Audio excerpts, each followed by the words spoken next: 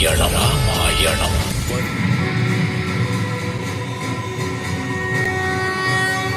தேவர்களே, உங்களுக்குள் உள்ள சதி திட்டத்தை இப்பொழுது நிரூபித்து விட்டீர்கள். நீங்கள் என்னை கண்டு நீங்கள் பயந்து விட்டீர்கள்.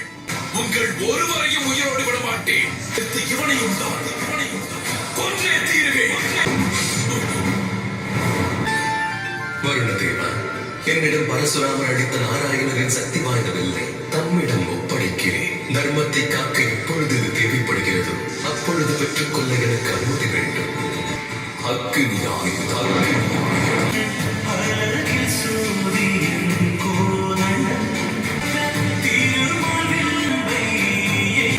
அண்ணன் ராவணனின் வயிற்று பகுதியில் அமிர்த கலசம் உள்ளது.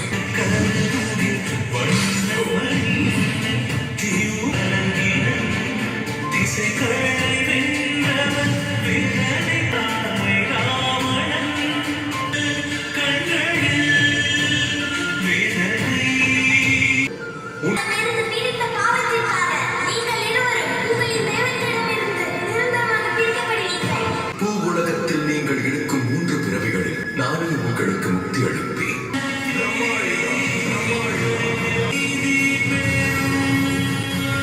பிரம்மாயுதம்.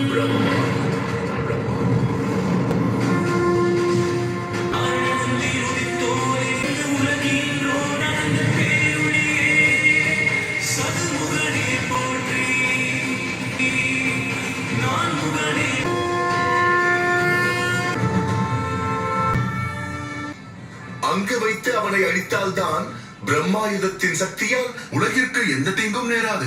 பாவங்களும் குறையவில்லை, என் பார்வையும் குறையவில்லை.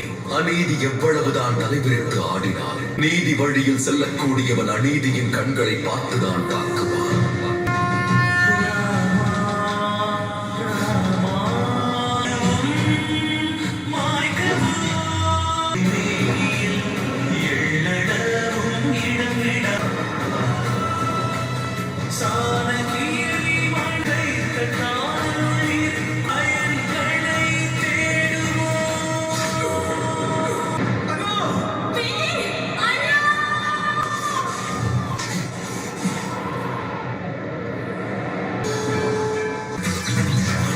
சங்கோடு சக்கரம் கரித்தாய் மாலை பாய் கேட்டதை கொடுப்பாய்.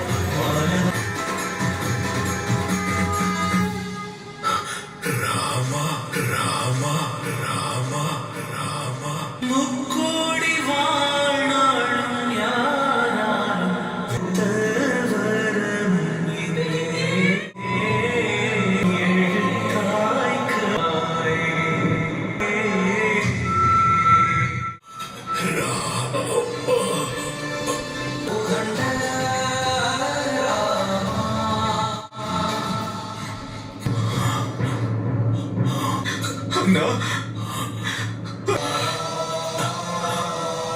நம் பெற்றோர்களை கவனித்துக் கொள். நீண்ட ஆயுளோடு வாழ்வாய்.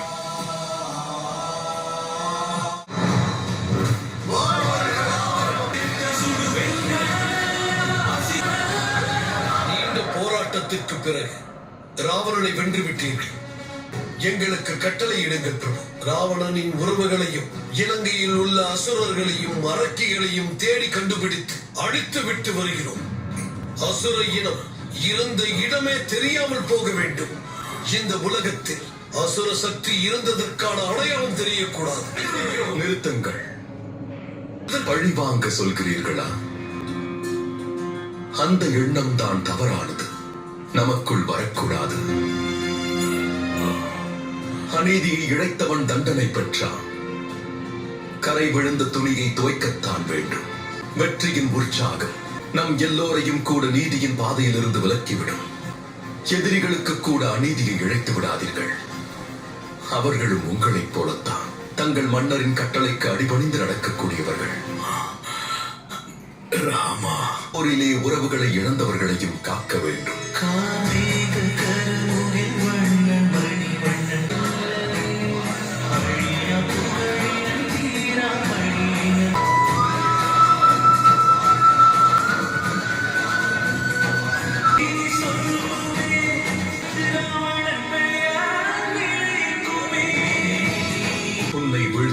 தேவர்கள் சதி செய்ததாக நீ நினைத்தாய். ஆனால் உண்மை அதுவல்ல ராவணா. உன் அழிவிற்கு நீயேதான் காரணம். பக்தியால் நீ பெற்ற எண்ணற்ற சக்திகளை மக்களின் நலனுக்காக நீ பயன்படுத்தவில்லை. கலை 10 சிறந்தும் 14 உலகையும் ஆண்டவனாக இருக்கலாம். உன்னுடைய ஆட்சியில் ஒருவர் கூட நிம்மதியாக இல்லை. நீ ஆரம்பத்திலேயே அறநெறி பாதையில் சென்றிருந்தால் உன்னை படைத்தவரே உன்னை அமரனாக்கி இருப்பார். நான் உங்களை ஆரம்பத்திலேயே அறநெறி பாதைக்கு அழைத்து செல்ல வேண்டும் என்று எவ்வளவோ முயற்சி செய்து பார்த்தேன். அதில் தோல்வியும் ஒன்று. விபிடனா, இதில் யாரையும் குறை சொல்வதற்கில்லை. ஒருவருடைய பாவங்கள் பெருகிவிட்டால் அவர்கள் யாராக இருந்தாலும் படைத்தவனே வந்தாலும் காப்பாற்ற முடியாது. அவரை தடுக்க என்னுடைய உயிரை நான் கொடுத்திருக்க வேண்டும். அவர் போர்க்களத்திற்கு போயே இருக்க மாட்டார். அவ்வாறு செய்யாதது நான் செய்த தவறு. இதில் உங்கள் தவறு எதுவும் இல்லை. எல்லாவற்றையும் செய்தது அந்த தேவர்கள். அவர்கள் மட்டும்தான் அண்ணனுக்கு சபை செய்திருக்கிறார்கள். அவர் லட்சுமணா, நீ சென்று ராவணனிடம் அரச நீதியை கற்றுக்கொள்.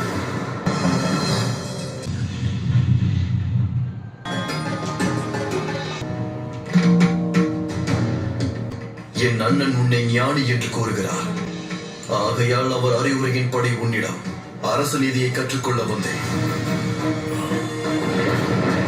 நேரம் இருக்கிறது இலங்கை வேந்தே, யுத்தத்தை நிறுத்துங்கள். இதுவரை அவர் தாக்குதலில் வெறும் வீரம் இருந்தது.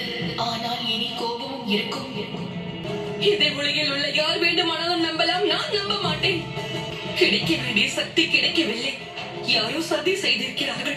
செய்ய வேண்டும் என்று விரும்புகிறேன். உங்களுடைய ஆசை நிறைவேற ஒரே ஒரு வழிதான் உள்ளது. நீங்கள் ராவணனின் வேண்டுதலுக்கான பூஜை தொடராமல் தடுக்க வேண்டும். லட்சுமணா, ராவணனிடம் அரச நீதியை கற்றுக்கொள். ராவணன் ஒரு ஞானி. ராவணனிடம் என்ன லட்சுமணா? அவனிடம் சென்று கற்றுக்கொள்.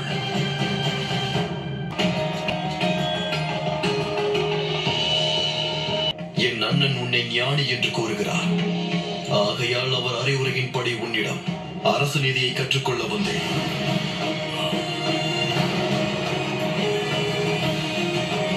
என் அண்ணனின் வார்த்தைக்கு மதிப்பளித்து உன்னிடம் அரச நீதியை கற்றுக்கொள்ள வந்திருக்கிறேன் ராவணா. பார்த்தீர்களா அண்ணா? அவனுடைய ஆணவத்தை பார்த்தீர்களா? அனைத்தையும் பார்த்தேன். இப்படித்தான் ஞானத்தை பெறுவார்களா? உனக்கு தெரியாததா? வசிஷ்டருக்கும் விஸ்வாமித்திரருக்கும் சீடனான உனக்கு நான் கற்றுத்தர வேண்டுமா? நீ ஒரு உண்மையை மறந்துவிட்டாய் லட்சுமணா. அடக்கத்தை இழந்தவன் அறிவை பெற முடியாது. வணங்குகிறேன். அறியாமல் செய்த தவறுக்கு மன்னிப்பு கேட்கிறேன். உங்கள் ஞானத்தை புரிந்து கொள்ள தவறினேன். அரச நீதியை பற்றி தாம் எனக்கு கற்றுக் கொடுத்தாள். நான் பாக்கியசாலியாவேன். உங்களுடைய சீடனுக்கு நீங்கள் அருள வேண்டும். லக்ஷ்மணா, ரகுகுலத்தின் மாவீரனே, அதோ உனக்கு பின்னால் இருக்கும் அவர்தான் ஞானத்தின் கடல். ஒருவேளை ராமன் இந்த அசுரனுக்குள் ஒரு குருவை பார்த்திருக்கிறார் என்றால் இந்த குரு அரச நீதியை உனக்கு சொல்லித் தருவான். எந்த நல்ல காரியத்தை செய்வதானால் தாமதிக்காதே. செய்யும் காரியம் அடுத்தவர்களுக்கு இடையூறு உண்டாக்கினால் செய்ய வேண்டும் என்று எண்ணி விடாதே. இந்த மண்ணை கவனித்தாயா? எந்த அரசன் அவர் மண்ணுக்காகவும் மக்களுக்காகவும் வாழ்கின்றானோ திரண்டு வந்தாலும் தோற்கடிக்க முடியாது. என் ஆசைக்கு முக்கியத்துவம் தந்தேனோ அந்த நிமிடமே என் மண்ணையும் மக்களையும் நான் மறந்து போனேன். என்றுமே உனக்குள் இருக்கும் பலவீனத்தை பிறர்களிடமோ கூறாதே. எதுவும் நிலையானதல்ல. உலகத்தில் நிலையானது ராமன் மட்டுமே. ராமநாமமே. சத்தியம். அண்ணா, அண்ணா, என்னை விட்டு போய்விடாதீர்கள் அண்ணா.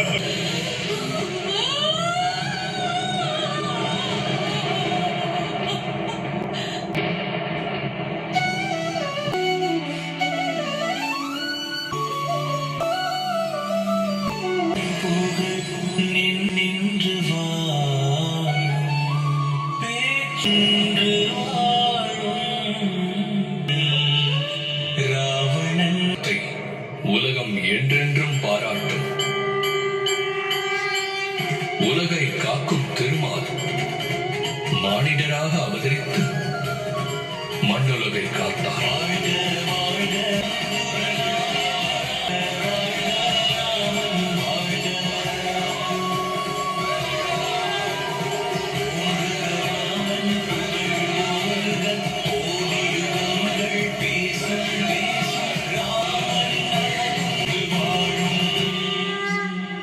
எங்கள் எல்லோரையுமே மன்னித்துவிடு. உங்களின் அன்பும் அரவணைப்பும் தான் என் நம்பிக்கைக்கு உறுதுணையாய் இருந்தது. உங்கள் கடமையை தானே நீங்கள் செய்தீர்கள். தர்மம் எனும் சூரியன் ஒளி வீசப் போகிறது. சீதையின் சோதனை காலம் முடிவுக்கு வந்துவிட்டது.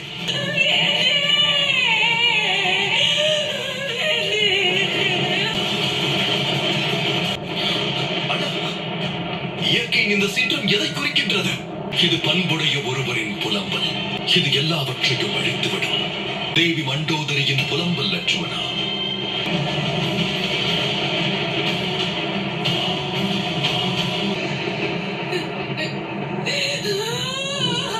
இது புலங்குவதால் எதுவும் ஆகி விழுந்த அண்ணி. இது அழக்கூடிய நேரம் அல்ல, பழி வாங்கக்கூடிய நேரம். எல்லோரும் சதி செய்து கொண்டு விட்டார்கள் அண்ணனை. எந்த ராமனால் அண்ணன் ராவணனை கொல்ல முடிந்ததோ அவன் நினைத்திருந்தால் சீதையை கடத்த விடாமல் ஆரம்பத்திலேயே தடுத்து நிறுத்தி இருக்கலாம். திட்டமிட்ட சதி. இல்லை என்றால் வனத்திலே மனைவியை விட்டு ராமனுக்கும் லட்சுமணனுக்கும் என்ன வேலை? ஒரு இணை இந்த பூமியிலே உயிர் வாழ தகுதியற்றவர்கள் அண்ணி. மகாராணி, மகாராணி, மன்னிக்க வேண்டும். போரில் மன்னர் அவர்கள் உயிரை இழந்து விட்டார்கள். நீங்கள் மௌனமாக இருக்க கூடாது அண்ணி. மௌனத்தை கொலைக்கும் நேரம் வந்துவிட்டது. மகாராணி, யார் என்ற உண்மையை சொல்லிவிடு.